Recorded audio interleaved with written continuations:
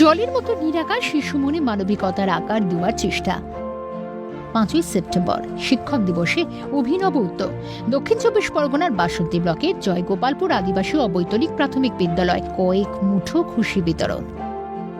শিক্ষক দিবস উপলক্ষে আঁকা প্রতিযোগিতা, বৃক্ষরোপণে উদ্যোগী স্কুলের শিক্ষক মহল।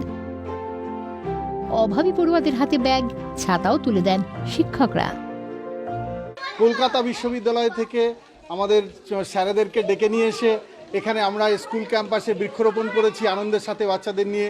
তারপরে এখানে বসে আঁকো প্রতিযোগিতা করেছি, সুন্দরবনের প্রকৃতি, সুন্দরবনের গাছপালা, এবং যে সমস্ত বাচ্চাদের ব্যাগ ছিঁড়ে গেছে, স্কুল ব্যাগ নেই, বর্ষায় ছাতা নেই, এবং তাদেরকে আমরা এখানে ওই কলকাতা বিশ্ববিদ্যালয়ের সহযোগিতায় আমরা ওদেরকে ব্যাগ তুলে দিয়েছি, ছাতা।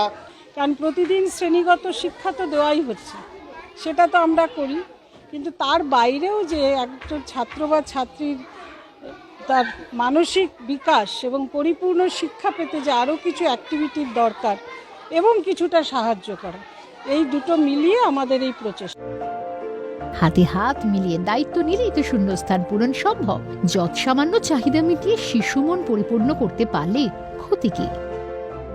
আমরা ছাত্রছাত্রীরা বৃক্ষরোপণ করেছি এবং আমাদের ছাত্রছাত্রীদের মধ্যে অনেক প্রতিযোগিতা হয়েছে, অনেক পুরস্কারও পেয়েছে। তারপরে ব্যাগ দেওয়া হয়েছে, তারপরে বৃক্ষ রোপণ করা হয়েছে।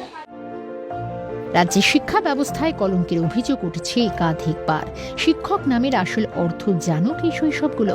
বাস্তবতা এবং সমাজ স্বার্থের মোড়কে বেড়ে উঠুক মানব সভ্যতার ভবিষ্যৎ। হরিপদ মণ্ডলের রিপোর্ট, ক্যালকাটা নিউজ।